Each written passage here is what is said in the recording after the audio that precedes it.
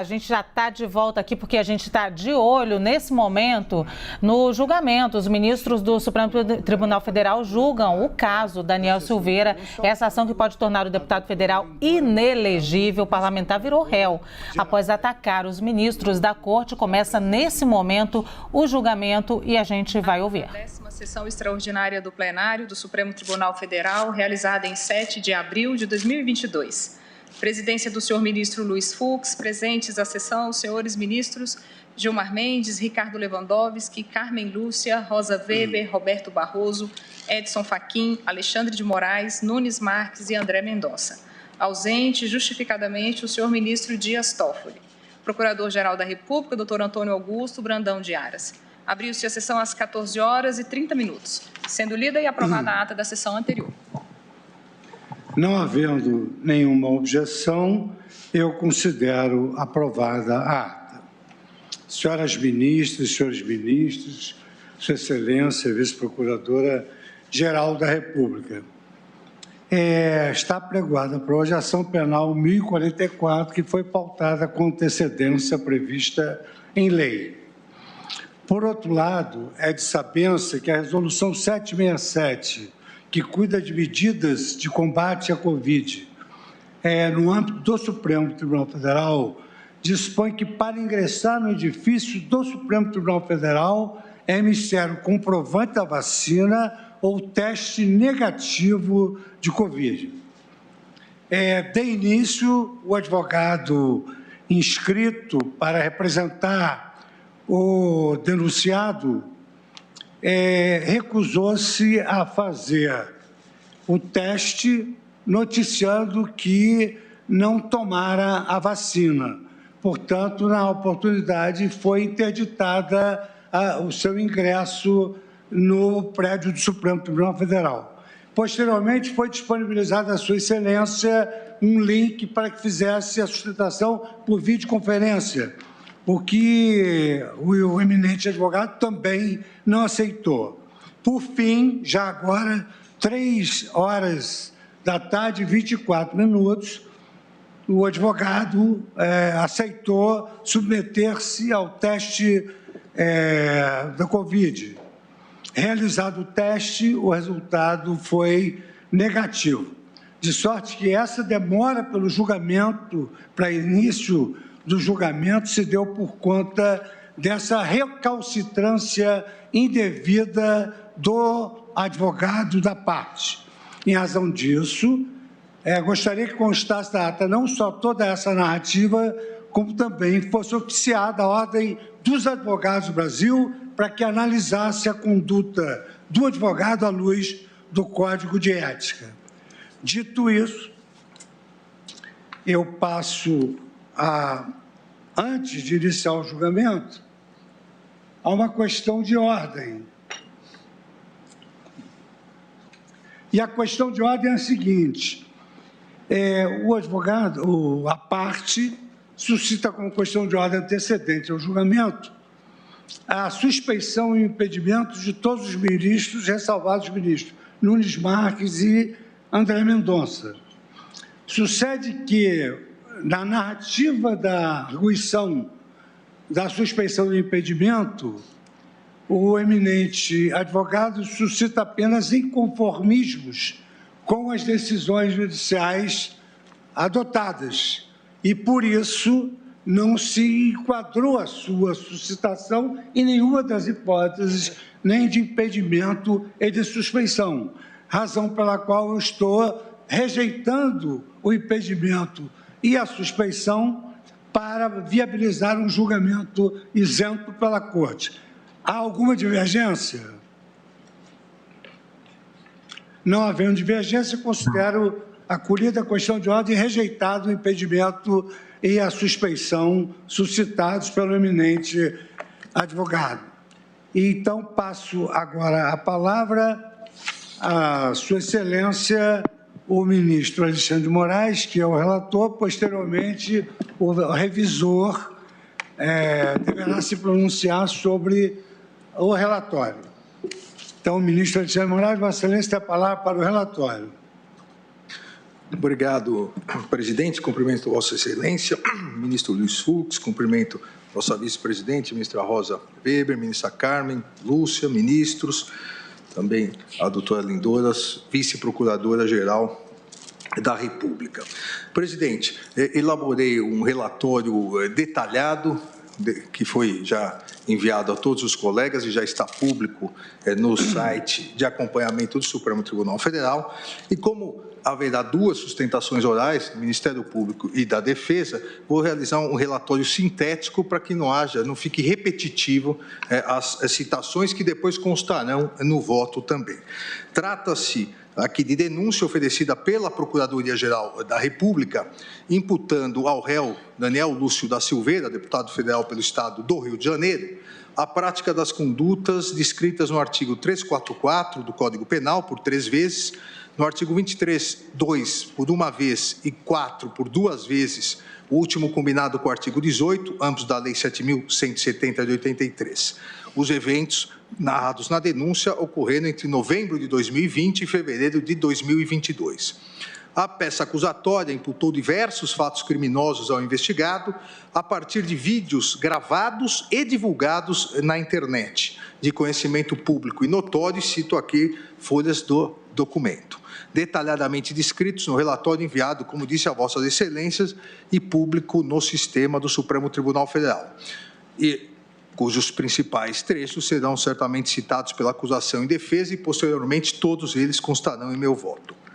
O Procurador-Geral da República, ainda no momento do oferecimento da denúncia, fundamentou o não oferecimento da proposta de acordo de não persecução penal, prevista no artigo 28A do Código de Processo Penal, por entender, entre aspas, se tratar de medida insuficiente para a reprovação e a prevenção das várias infrações penais imputadas ao acusado, especialmente em razão do propósito de inviabilizar, através da intimidação, o exercício da jurisdição penal.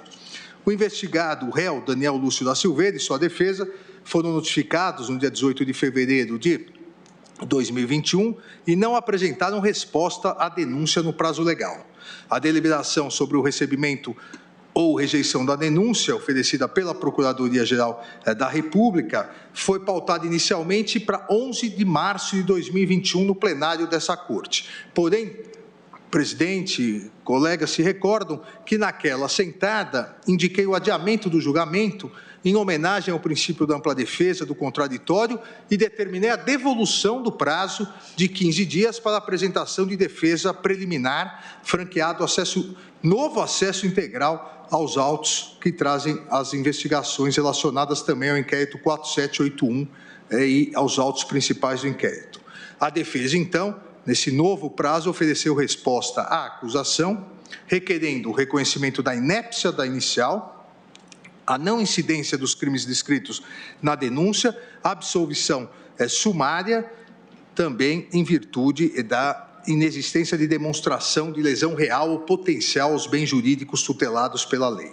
Em 28 de 4 de 2021, por unanimidade, o Supremo Tribunal Federal, o plenário do Supremo Tribunal Federal, recebeu a denúncia oferecida contra Daniel Lúcio da Silveira, recebimento integral da denúncia. Regularmente citado, o réu apresentou sua defesa prévia, alegando que os fatos narrados na exordial não coadunam, entre aspas, aqui com a verdade e provará sua inocência no decorrer da instrução processual. E arrolou 29 testemunhas.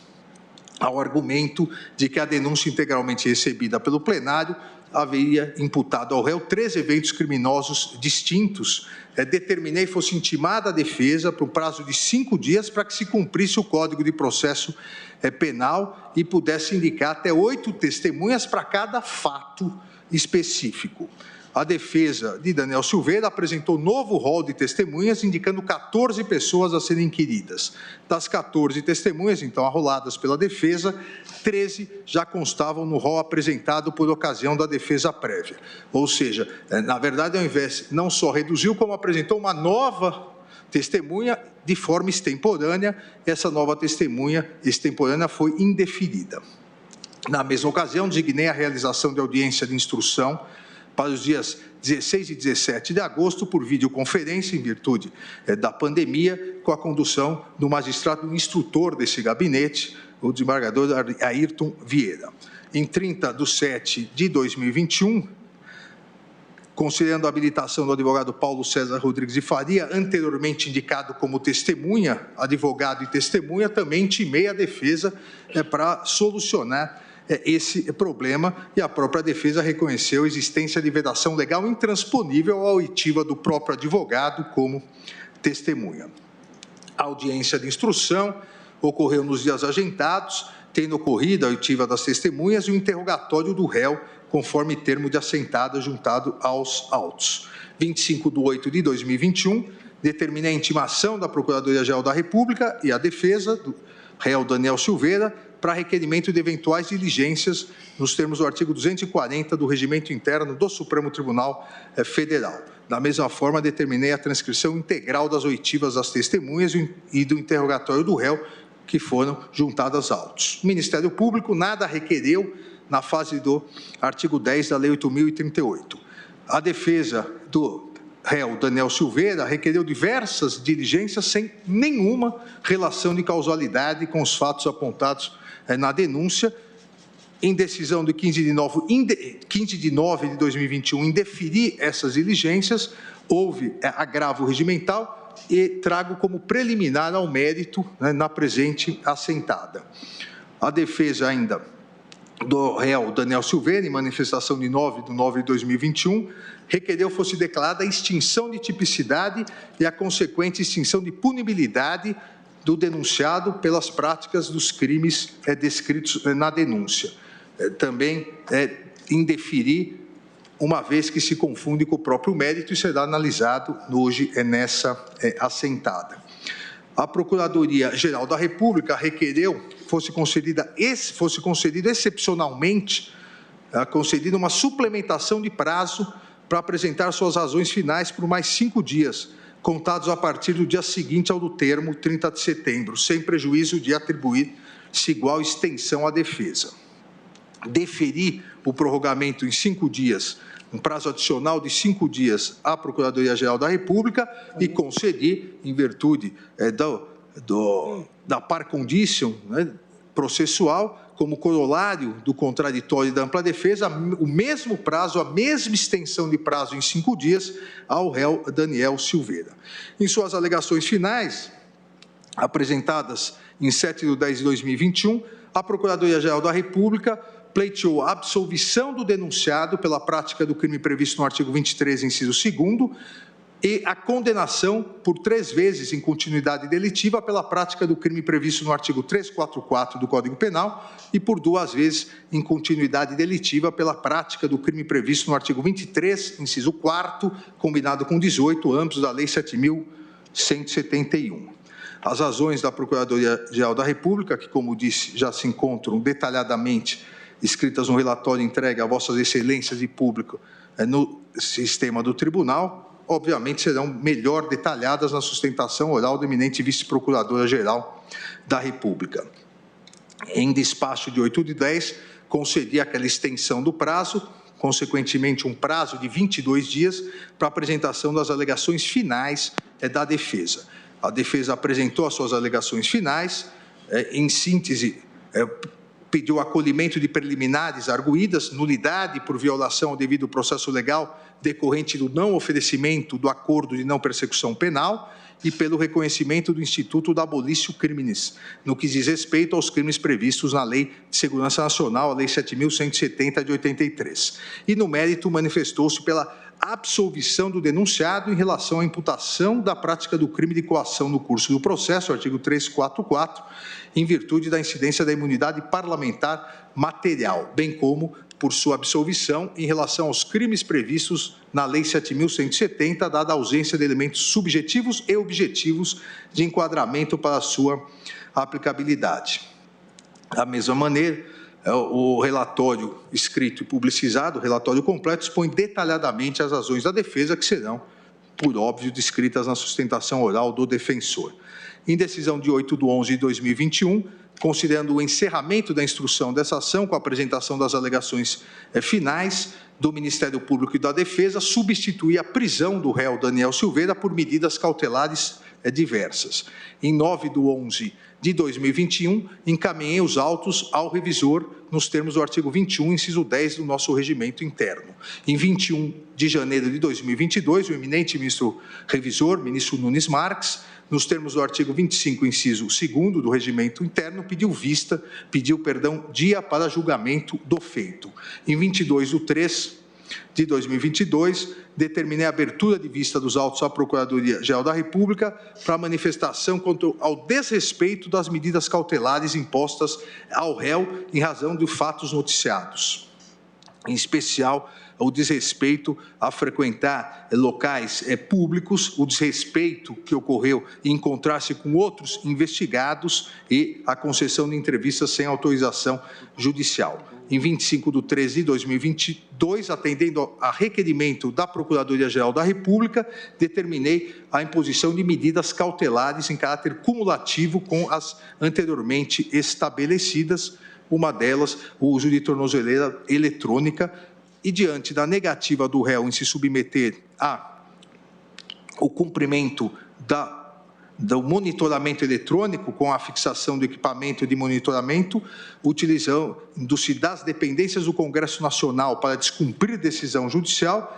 determinei em 30 de março de 2022 a fixação de multa diária de R$ 15.000 no caso da continuidade de descumprimento de qualquer das medidas cautelares determinadas e ainda o bloqueio dos bens e contas bancárias do réu. Decisão essa que foi referendada pelo plenário do Supremo Tribunal Federal no dia 1º de abril de 2022. Ainda completa o relatório, senhor presidente. A defesa ingressou durante a instrução processual com 14 recursos, sendo que 12 recursos foram julgados e 2 serão analisados, como disse anteriormente, como preliminares ao mérito na presente assentada. É o relatório, presidente. Passo a palavra agora à Sua Excelência, o ministro Nunes Marques, para se manifestar sobre o relatório. Na qualidade de revisor, se Vossa Excelência tem alguma observação sobre o relatório. Senhor presidente, excelentíssima senhora vice-procuradora-geral da República, meus pares, boa tarde a todos. Senhor presidente, em relação ao relatório, não tenho nada a acrescer. Muito obrigado. Então, feito o relatório e pelo relator, em concordância com Sua Excelência o revisor, eu passo, então, agora a palavra para o representante do Ministério Público Federal, doutora Lindora Maria Araújo, vice-procuradora-geral da República, que, nos termos do regimento, disporá de 1 hora para a sua sustentação. Obrigada. Vossa Excelência tem a palavra. Obrigada. Cumprimento o excelentíssimo senhor presidente do Supremo Tribunal Federal, ministro Luiz Fux, o excelentíssimo senhor ministro relator Alexandre de Moraes, as excelentíssimas senhoras ministras Rosa Weber e Carmen Lúcia, os excelentíssimos senhores ministros, os excelentíssimos senhores advogados e advogadas, servidores e servidoras. A Procuradoria-Geral da República ofereceu denúncia em desfavor do réu, imputando-lhe a prática de condutas tipificadas nos artigos 344 do Código Penal por 3 vezes e 23.2 por 1 vez, 23.4 por 2 vezes e o último combinado com o artigo 18 da Lei 7.170/83. A denúncia foi integralmente recebida pelo plenário dessa egrégia Suprema Corte. A instrução transcorreu regularmente com a observância do devido processo legal, da ampla defesa e do contraditório. A audiência de instrução foi realizada, procedendo-se à colheita dos depoimentos das testemunhas, bem como ao interrogatório do réu.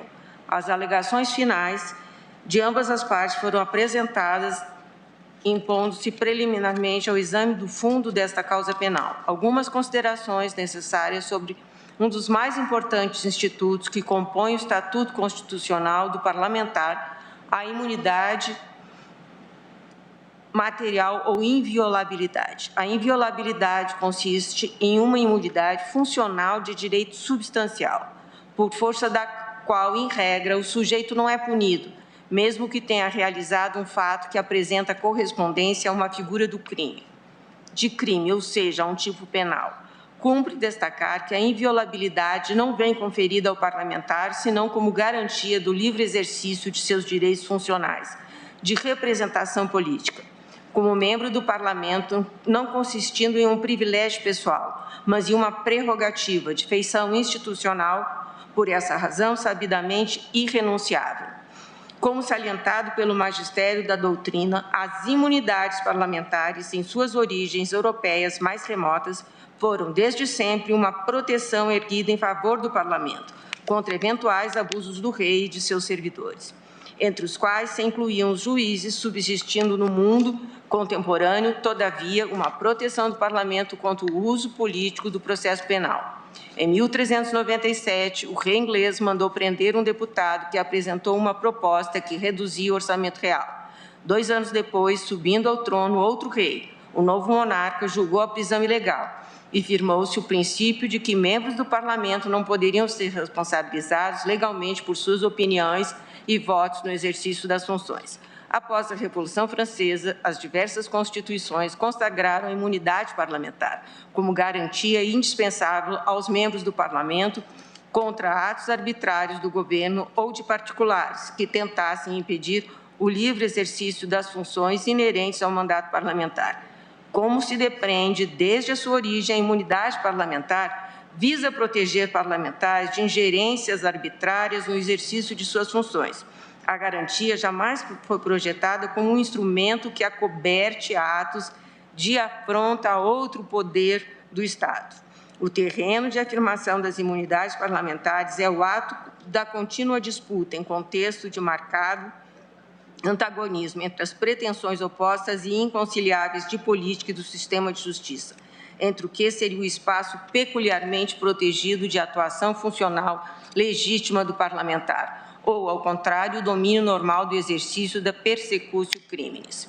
Prevista na generalidade das constituições democráticas contemporâneas, as imunidades parlamentares têm desafiado, especialmente no que concerne ao preciso delineamento de sua dimensão material, ou seja, inviolabilidade por opiniões, palavras e votos, interpretações diversas em cada sistema do direito positivo, o correto dimensionamento de seus contornos em cada ordem constitucional tem ocorrido à luz de uma leitura sistemática que realce e dimensione a função da imunidade material, dentro da órbita global de distintos e importantes valores constitucionais, igualmente protegidos por outros institutos. Tal obra constitucional é sempre o resultado do equilíbrio entre 2 movimentos concomitantes de exclusão e de inclusão. Uma Constituição sempre opera a inclusão de valores que uma comunidade tem como positivos e dignos de tutela, enquanto ao mesmo tempo exclui peremptoriamente valores negativos ou, mais precisamente, antivalores incompatíveis com a axiologia de cada determinado projeto constitucional. Assim, a Constituição se qualifica como norma inclusiva e exclusiva, pois, como salientado como Zagrebelsky, precisamente esta é a função, por assim dizer, constitucional, uma vez que a Constituição estabelece linha, divide a legitimidade da ilegitimidade, segundo o importante constitucionalista italiano. Nas condições sociais e políticas pluralistas, o ótimo seria a Constituição totalmente inclusiva, que não excluísse nada de tal realidade. Essa tendência, que é também a aspiração ao modelo de convivência a mais possível aberta, encontra, porém, necessariamente um limite, uma Constituição que pretendesse de constitucionalizar tudo, ou seja, uma coisa e o seu oposto. Modos de convivência contraditórios, não constituiria nada, não seria uma Constituição. Em síntese, toda Constituição, mesmo a mais inclusiva, é uma obra de distinção entre o que é legitimado e o que é deslegitimado. A vigente Constituição inclui a dignidade do ser humano entre os fundamentos da República Federativa do Brasil, artigo 1º, 3 da Constituição de 88, e, consequentemente, exclui a possibilidade de normalização ou legitimação de discursos e práticas que apelem, incentivem ou incitem a violência física ou moral, notadamente a violência concreta contra pessoas naturais e instituições de regime democrático. Um Estado democrático de direito à liberdade de expressão constitucionalmente protegida permite que, em alguma medida, os cidadãos, em geral e em especial os parlamentares, expressem, inclusive, opiniões contrárias a valores constitucionalmente protegidos. O tema é polêmico e tem desafiado os mais conspícuas inteligências em torno desse problema prático da liberdade. Segundo Bokenford, a defesa de um regime democrático fundado como tal na liberdade não se pode dar os meios que acabem comprometendo a própria liberdade, inclusive a de expressão de ideias como as características de regime constitucional. Um regime de democracia constitucional autêntico, fundado na liberdade, não é alheio. Assim, a discussão madura sobre a concessão e em qual medida da liberdade aos negadores da liberdade não se pode, entretanto, permitir que a força e a violência física ou moral concretamente dirigidas contra pessoas, inclusive membros das instituições constitucionais integrantes de poderes da República, possam ser legitimamente consentidas no espaço público. O discurso que incentiva e instiga a violência consiste ele mesmo em violência moral, atingindo de modo específico membros de instituições essenciais ao funcionamento do Estado, não encontra amparo constitucional, descabe invocar a liberdade de expressão e a imunidade material do parlamentar em defesa de descompassos desse jaez. A inviolabilidade do parlamentar, pois quaisquer de suas opiniões, palavras e votos não alcançam, a despeito dos termos abrangentes do artigo 53 da Constituição, sob seu âmbito de proteção, o apelo à violência ou elucubração de falas, discursos e comunicações orais ou escritas carregadas de grave ameaça. Norberto Bobbio, que punha em destaque a necessidade, em alguma medida, no que o regime autenticamente democrático e liberal se abrisse aos intolerantes. Foi o mesmo, todavia, a advertir que toda tolerância encontra limites, vale dizer que nenhuma tolerante absoluta e universal, sob pena de se descaracterizar, de mostrar frágil, permissiva e indiferente em matéria de valores. No caso concreto, as condutas praticadas pelo réu destoam de um princípio limite, um princípio formal constitutivo de regime constitucional, que o próprio Bobbio, em um dos seus mais relevantes escritos, chama de ideal de não violência, da solução dos conflitos sem derramamento de sangue. A vigente Constituição incluiu, no universo de seus valores, a livre expressão de ideias como elemento constitutivo de método democrático de realização da vida política, mas excluiu transbordamentos que, na prática, comprometem os predicados axiológicos essenciais do regime. Tal é a instigação à violência, a violência física concreta ou o próprio cometimento de violência moral ou grave ameaça, em desfavor de pessoas e membros de instituições.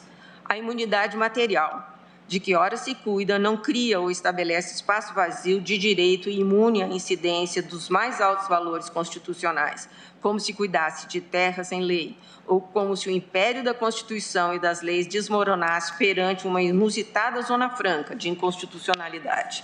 Como se disse, a jurisprudência deste Supremo Tribunal Federal, em se tratando de imunidade material, tem sempre se firmado, afirmando a necessidade de que se vislumbre, nas palavras do parlamentar, um nexo de implicação recíproca ou de pertinência entre o seu conteúdo e o exercício legítimo do mandato.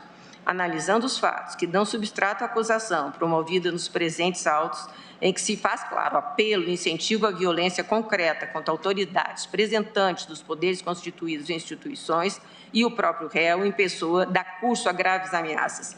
Não há de se ter por coberto o discurso pela imunidade de que se cogita. A Constituição, com efeito, exclui do circuito constitucional e deslegitima as condutas e discursos que, apostando na violência ou na grave ameaça, substituem o método democrático de regular desenvolvimento da política constitucional, um modus operandi contrário à dignidade do ser humano e à sua integridade física ou moral. As disputas teóricas e os problemas práticos que dizem como importante e urgente tema da democracia defensiva e que põe na ordem do dia a discussão sobre limites de admissão de discursos contrários a valores de determinada democracia constitucional, contemplam soluções variadas.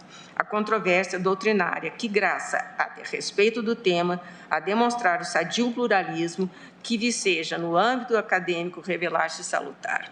Nesse caso, entretanto, não há campo propício para dissertações e divergências. As imputações têm por base falas e manifestações que ferem o domínio sensível de grave ameaça à legítima atividade constitucional de instituições democráticas pela violência moral, direcionada a membros de órgão de cúpula de um dos poderes da República. Salta aos olhos esse quadro da inversão do método democrático e menoscabo para com a dignidade da pessoa. A República Federativa do Brasil é ameaçada em um dos seus fundamentos que lhe integram o alicerce, quando as vias democráticas do diálogo e do livre curso das ideias se opõem, elemento que implica a substituição desse modus operandi procedente, da troca de ideias por outro inteiramente transbordante do leito constitucional, vale dizer, o apelo ao ato de força, bem como ao uso de violência, seja física ou, como se tem na espécie, moral ou psicológica. É inconcebível no Estado democrático de direito que alguém instigue que nos dizeres do réu diga: o povo entre dentro do STF, agarre o Alexandre de Moraes pelo colarinho dele e sacuda a cabeça de ovo dele e o jogue dentro de uma lixeira. Intolerável também que alguém atire tomates em ministros, que piche residência de membros do STF, que abordem membros do Ministério Público nas ruas, ou ministros em aviões, ou parlamentares em restaurantes, a fim de intimidá-los no exercício de suas funções constitucionais. Você está acompanhando aí, então, o relatório da vice-procuradora-geral da República, Lindora Araújo, que hoje substitui o procurador-geral da República, Augusto Aras, que está de férias. Então, no julgamento do deputado Daniel Silveira, o julgamento que começou ainda há pouco com mais de 1 hora de atraso, o ministro Luiz Fux explicou esse atraso ainda há pouco. O Sidney Rezende disse que o advogado do deputado Daniel Silveira se recusou a fazer o teste de Covid, disse que não tinha sido vacinado. Então, por N motivos, houve a negociação, porque existe um protocolo dentro do Supremo Tribunal Federal, e o advogado finalmente fez o teste de Covid, só depois de dar negativo é que começou esse julgamento com 1 hora e meia de atraso, mais ou menos. O ministro Fux também explicou, né, Sidney, que a parte, né, o advogado do Daniel Silveira, pediu suspeição de todos os ministros do STF, exceto Nunes Marques e o ministro André Mendonça, os 2 ministros que foram indicados pelo presidente Jair Bolsonaro. Existe um rito, né, Luciana, nós estamos acompanhando, que ele se dá com a abertura e as informações mais de ordem burocrática, depois passa-se para o presidente do Tribunal, do Supremo Tribunal Federal, que foi o caso, e a seguir, Alexandre de Moraes, que é o principal responsável pelo levantamento inicial deste caso, faz o seu relato. Logo depois, um outro juiz, que é o Nunes Marques, neste caso, ele é questionado se ele tem algum reparo, tem algo a fazer com aquela apresentação oral, ele diz que não, então, a princípio, fomos adiante, e é o estágio que estamos precisamente agora com Lindora Araújo, subprocuradora. Ela tem ao todo 1 hora, viu, Luciana, para falar. E como foi há uns 12, 13 minutos que ela começou, ainda tem um chão aí. Começou de forma um pouco erudita, explicando em linhas gerais a modelagem do que ela vai falar, e agora que ela começa a entrar no caso específico do Daniel Silveira. Inclusive, há poucos minutos antes da gente começar a fala aqui, ela relata e faz um relato sobre a fala de Daniel Silveira, citando Alexandre de Moraes, e houve um momento de pequena descontração e riso entre eles.